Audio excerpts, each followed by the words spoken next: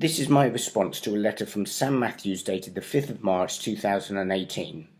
The letter states that you have been appointed as the investigating officer, so hello to you. I'm sending you my opening statement followed by information about my background, and I answer your questions after those. I agree that the Labour Party needs to look at complaints and should investigate them thoroughly if they believe that there is a case to answer. I will answer all the questions, but I do wonder if the Labour Party looked at the allegations in any detail to determine if the complaint was valid or just malicious. I have looked at the allegations, and I have to say that these appear to be totally malicious, and I am providing all the evidence to back this up. I believe that if anyone from the Labour Party had taken a cursory glance at the evidence, they would not have come to the conclusion that there was a case to answer here, and would not therefore have sent me a letter. Malicious allegations intended to smear somebody and to do damage to them should also be looked into if indeed it is decided that these allegations are without merit. Anti-Semitism is an appalling crime, but so too is slander and harassment. These allegations are both clumsy and justified in every sense. Having looked at the allegations, it seems to me that somebody has trawled through my social media account, looked at a few headlines, without reading the full article or video content, and suggested to you that these have broken the rules. If this is the case, then I have good reason to believe that these allegations were made with malicious intent to cause me upset, to intimidate me, and to cause me a great deal of stress. These allegations have indeed caused me a great deal of stress, and I want to make the point again that the Labour Party should look at the strength of an allegation before sending out a letter, because inevitably these letters do and are causing considerable stress to people and making them very unhappy. This is not good for the Labour Party, and it is my belief that yes, there are people with anti-Semitic views in the Labour Party, but there are also people in the Labour Party who want to smear and do damage to people who oppose the occupation of the West Bank. This tactic has been used against our leader, Jeremy Corbyn. Both are serious matters. As you will see on the next few pages, I have been to the occupied territory as a guest of the Bishop of Jerusalem, at a time when I was a member of the Dorset Palestine-Israeli Peace Group. There were Jewish people in our group, and we all saw the occupation at first hand, and I know what I am talking about when it comes to the situation in the Holy Land. Our trip to the Holy Land was organised by Christians Aware and was led by the Reverend Timothy Biles from Sherborne in Dorset. When we returned to the UK, we compiled a report criticising the occupation based on what we had seen. This report was sent to MPs and members of the European Parliament. I am well aware of the power of words, and I am well aware of the definitions, nuances and meanings of different words that crop up when people talk about the occupation. People are using words to manipulate and to smear people.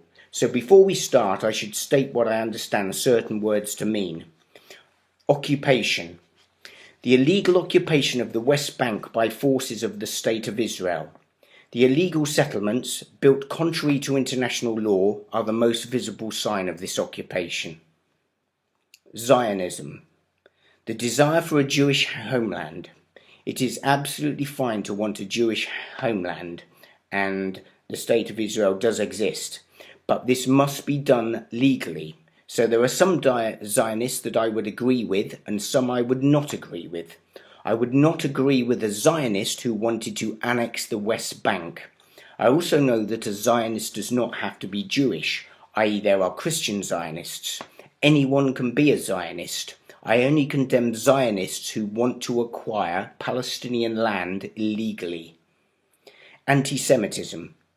I know that most people think of anti-Semitism as hatred towards Jews, and this must be condemned and challenged. But it is also a fact that Arabs are Semitic people, so logically someone could also be accused of anti-Semitism by demonstrating hatred towards Arabs. I know that this appears to have been lost by the mainstream, but history books confirm this. Some Jewish people have been accused of anti-Semitism, but personally I think this is ridiculous. There needs to be another word for someone who rages against their own people. Other people may use these words to mean different things, but this is what I understand by them. The next part of this statement will be a short piece about myself and why I have a special interest in the Middle East. I hope you will begin to see it as interesting, informative, rather than anything else. The answers to the questions that you have asked for can be found towards the back of this statement. I believe in peace and freedom, and there are many things going on in the world at the moment that make me angry. The question of Palestine being just one of them. Since rejoining the Labour Party, I've been campaigning very hard, and I was the chair of the Mid Dorset and North Poole constituency until November 2017. I stood down from this role in order to become the chair of the Dorset Labour Campaign Forum, and I hope to carry on working for the Labour Party for a long time to come. Damien Stone, 11th of March 2018. My background. My name is Damien Stone, and until recently I was a civil servant of 14 years' service. I am 48 years old and I have a Bachelor of Science degree. I joined the Labour Party in 1992 and I was a Labour councillor for 8 years. I resigned from the Labour Party in 2003 over the Iraq War. My decision to resign has been vindicated by the passing of time. All but a few people now see the Iraq War as a terrible mistake that led to the deaths of hundreds of thousands of people. The lack of planning was unforgivable. I rejoined the Labour Party in 2015 because Jeremy Corbyn seems to be the only leader for a long time who talks about peace with real integrity. Tony Blair, Gordon Brown and Ed Miliband all voted for the Iraq War. In 2014, I was a member of the Dorset Palestinian-Israeli Peace Group, and on the 18th of May 2004 I went on a Christians Aware visit to Israel and the occupied territory. What I witnessed was truly shocking. The trip was organised by the Reverend Timothy Biles, and we were the guests of the Bishop of Jerusalem, the Right Reverend Ria Abu el-Assal. When we visited Jerusalem, we stayed with the Bishop for 5 days at St. George's Guest House. During the trip, we met journalists, priests, human rights activists, President Yasser Arafat and Mordecai Vanunu. On our return to the UK, the Reverend Timothy Biles and the rest of our group produced a report, and this was sent to MPs and MEPs. The Christian group concluded that we found a new form of apartheid, expressed in systematic abuses of human rights as a result of Israeli government policies which defy the UN Charter on Human Rights. This apartheid is also adversely affecting Jewish citizens. We want peace for all, both Jews and Arabs. Our group visited Bethlehem University and we met students who have a real dilemma on their hands. Should they live under occupation and have their studies continually disrupted, or should they leave the occupied territory? A lecturer showed us a hole left in a wall after the Israeli army, the IDF, fired a Tau missile at the university. We were told that the missile had been fired in a deliberate attempt to intimidate and frighten students. We were also shown a memorial stone on the university campus to commemorate a student, Isaac Abu Sroor, who was shot dead by the IDF. We saw numerous illegal settlements all over the West Bank. These are a barrier to peace and demonstrate that the occupation is not about peace but acquiring land. Why would you build Jewish settlements on occupied land unless you intended to keep them? We met Father Rayad from Tai Bay, another village in the West Bank, and he told us about people dying at checkpoints. A pregnant woman was denied access through a checkpoint when she was about to give birth, and no ambulance was allowed into the village. She died at the checkpoint, and we were told that this was not the only time that this has happened in the occupied territory. 78 women had given birth at checkpoints in the West Bank, and this had led to 30 fatalities. We also met the mayor of Awata, a village in the West Bank. He told us how their land was being systematically stolen, and about settlers who behave in an intimidating way, even towards children. We also visited the National Society of the Visually Handicapped and met an amazing woman called Helena Shahade, who somehow manages to keep her school for blind children open. Blind children, who are disadvantaged enough as it is, struggle to get to their school because checkpoints are regularly closed and the path of the wall has added miles to the distance that some parents have to travel to get them to school. This visit was by far the most upsetting of them all. Pictured here is the group leader, Reverend Timothy Biles, saying a prayer for a Bethlehem University student who was shot dead by the Israeli Defense Force, aged just 22. The occupation has a profound effect on young people.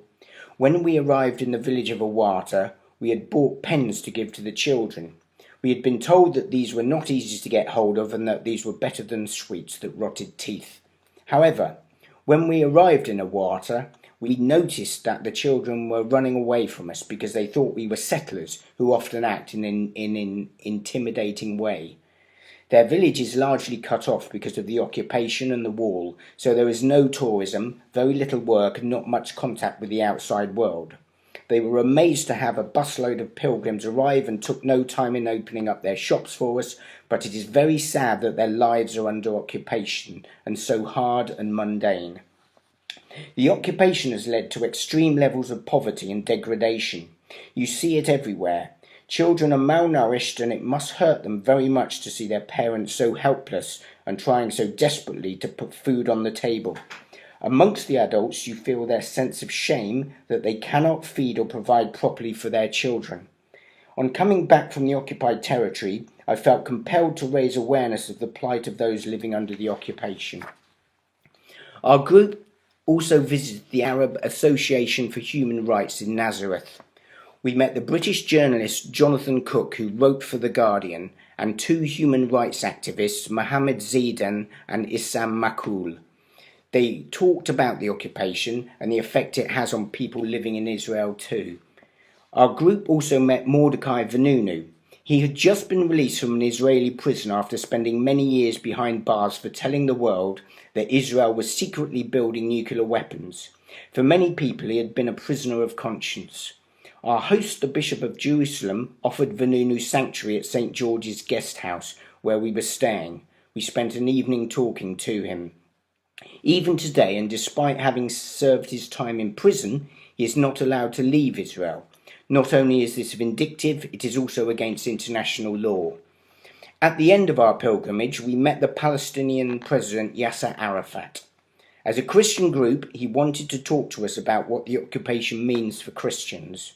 He told us that the Israeli army had blown up the church of St. Barbara, the oldest Christian church in the Holy Land. This was done to make way for the wall. Local Palestinians and church authorities had asked for the wall to be built 50 yards either way instead, but no, the church was demolished.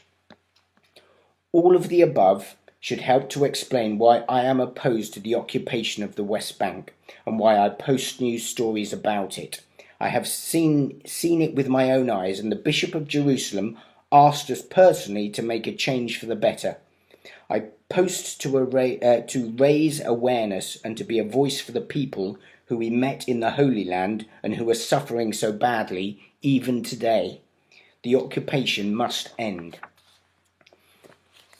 I appeared in an edition of the Christians Aware magazine, an article that mentioned our trip to the Holy Land. As it says, we left the region keen to work for peace with justice for all.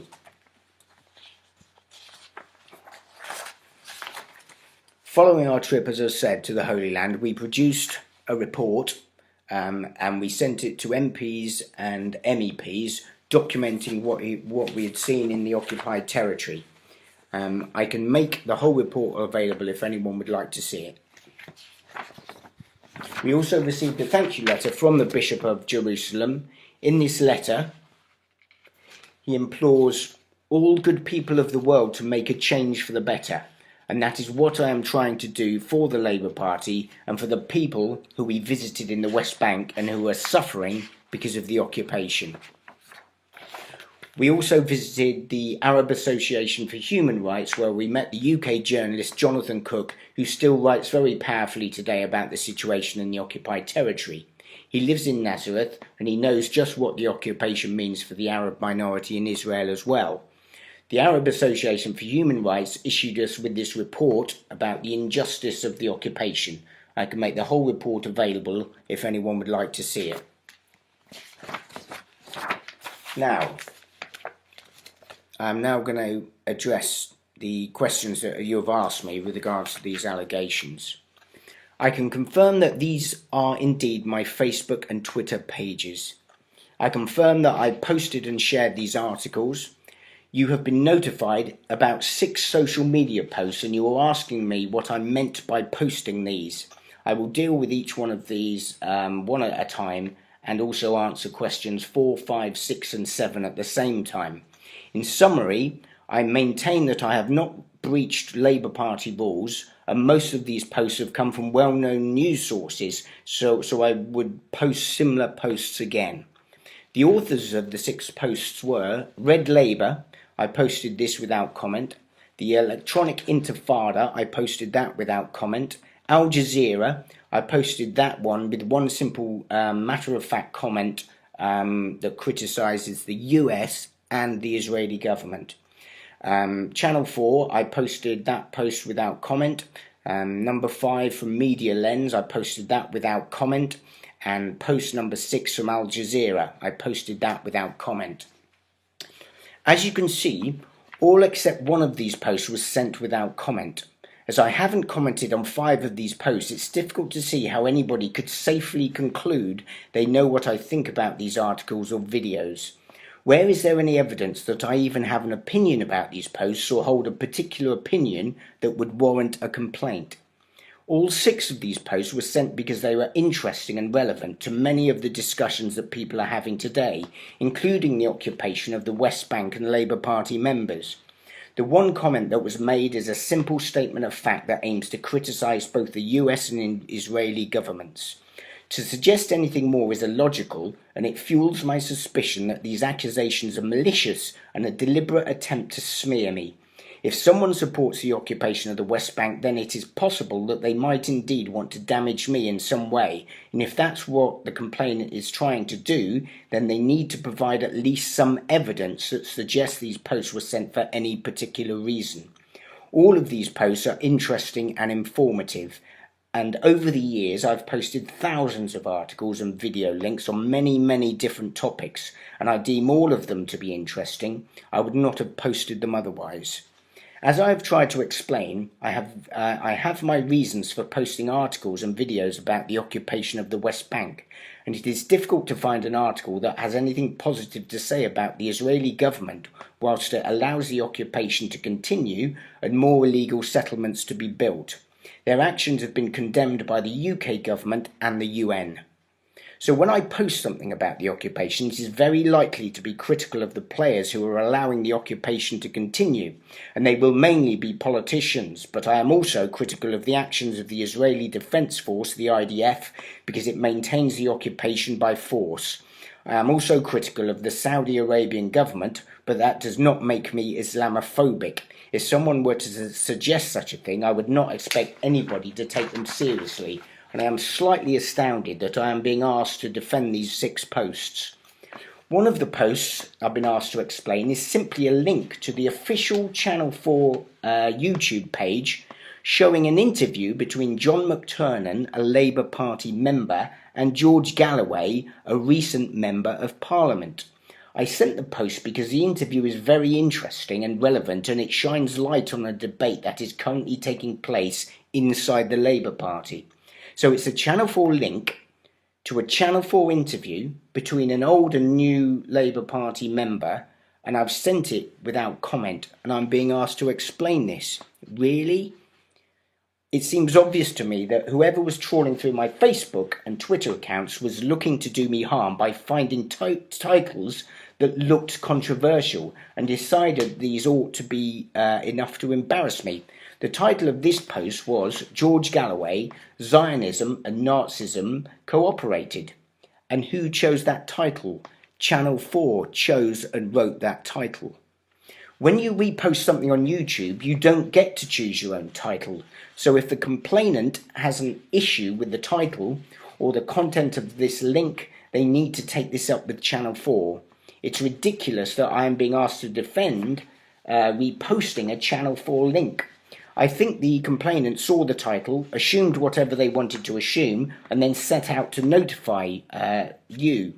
But if anyone looks closely into this, they will surely conclude that this is a bodged attempt to smear me. If the complainant had bothered to look at the link, the news organisation responsible for it, the content of the interview, and knew that it was a Channel 4 title, they surely would not have been so careless as to make this look like they had legitimate concerns about my behaviour. The complainant seems to be fishing around for damaging posts without making the effort to look at the links properly themselves. I would say that every single one of these posts has been singled out because of the title, but if you go on to look at the actual content, the complainant has a problem here because all of the titles were dreamt up by authors and broadcasters, and most of them are well known, i.e. Channel 4, Al Jazeera, Media Lens and the Electronic Intifada. This really is a case of the title sounding worse than the content, and the complainant seems to think that the title must be linked to some openly hostile content. If they had bothered even to look, they would have discovered that this is not the case. Look at the two posts named The Day Israel Attacked America, both of them from Al Jazeera. If someone was trying to smear me and thought they could do this by choosing a few posts with anti-Israeli sounding names, but then couldn't be bothered to look at the content, then they might indeed have chosen these two posts. The fact is, though, they did not do their homework properly. I suspect they assume that these articles referred to the conspiracy theory that Israel was involved in 9/11. People who believe this have been called anti-Semites. However, and this surely exposes the lazy attempt to smear me, because these two articles refer to an event that happened years ago that isn't even disputed. The attack on a US warship called the USS Liberty by Israel is an undisputed fact of history. What is disputed is whether or not the attack was accidental or deliberate. Whether or not it was accidental, Al Jazeera carried out an investigation and uncovered new evidence. This story is not generally well known, but it was important enough for the BBC to make a documentary about it. The video is on YouTube. The complainant needs to explain how posting a TV interview between John McTernan and George Galloway and a link to a story about an historical event that actually happened and that is not disputed has somehow breached Labour Party rules. So, 4 of the posts were from Al Jazeera, Media Lens and the Electronic Intifada. All of these are serious news organisations with a strong media presence. Again, if the complainant had any serious concerns that these posts were anti-Semitic, then they should be raising this with the content providers. Post number 1. I posted this article because it has real relevance to the debate currently going on inside the Labour Party.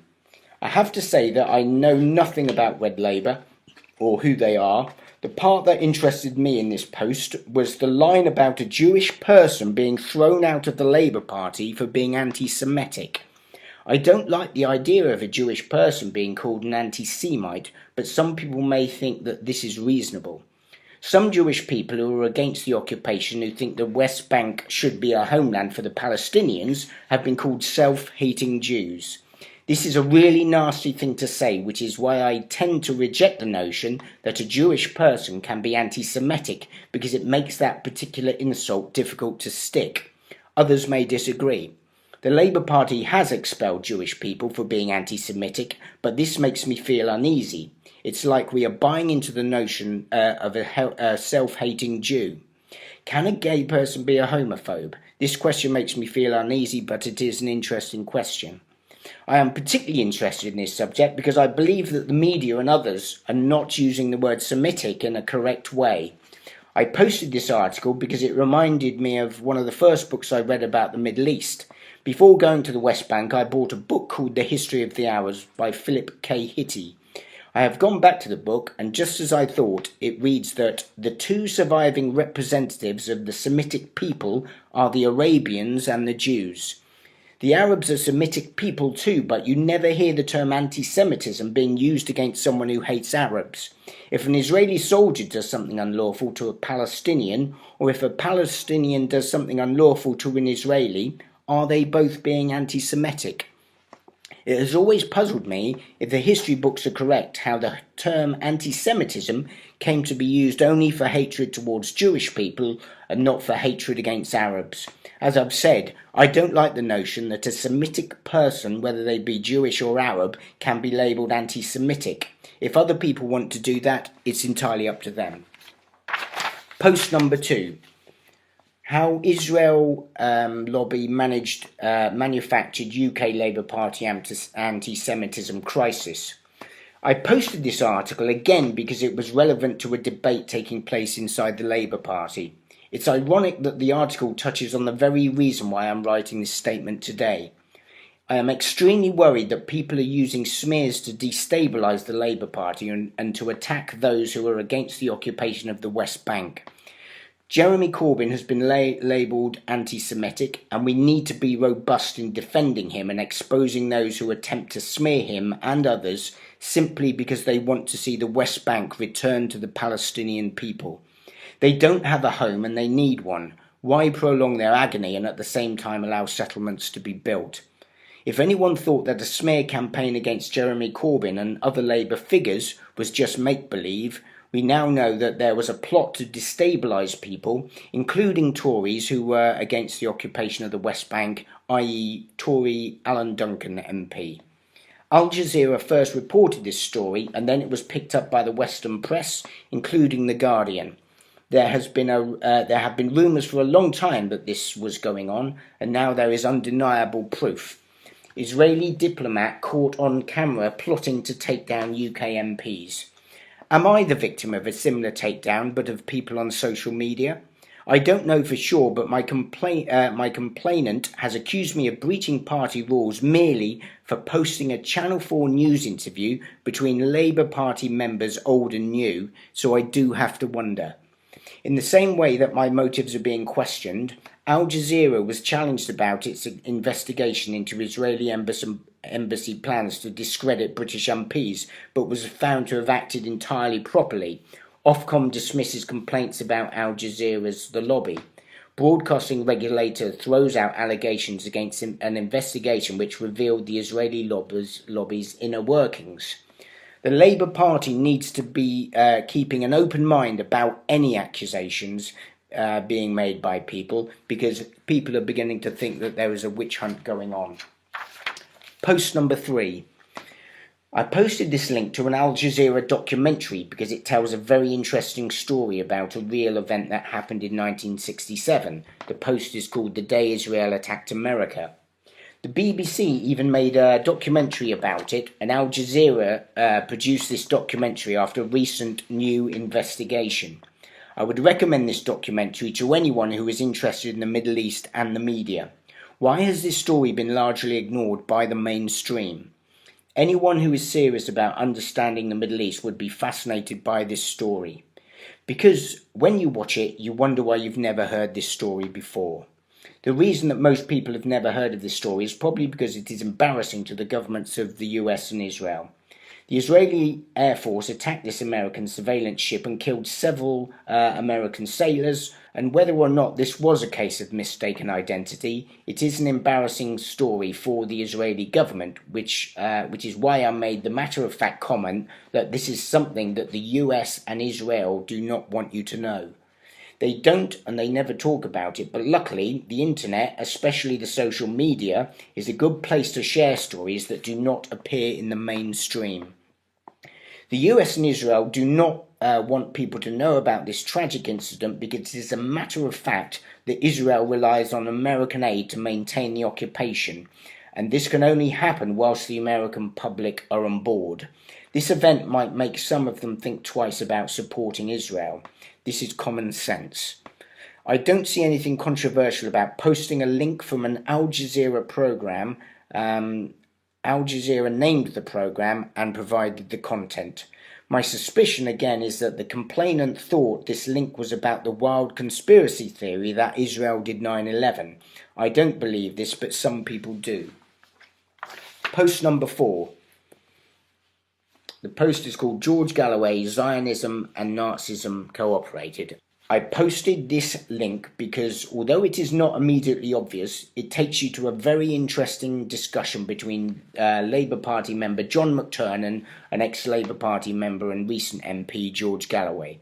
The interview is still on YouTube.